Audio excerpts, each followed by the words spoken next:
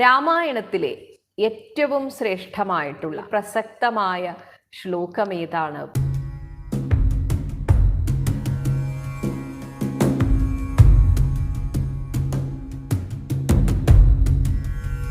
രാമനെ ദശരഥൻ എന്നറിഞ്ഞാലും ഇനി അതിന്റെ സംസ്കൃത ശ്ലോകം ഇതാണ്. രാമം ദശരഥം വിദ്ധി മാം വിദ്ധി ജനകാത്മജാം അയോധ്യാം അടവീം വിദ്ധി ഗച്ഛതാദ യഥാസുഖം.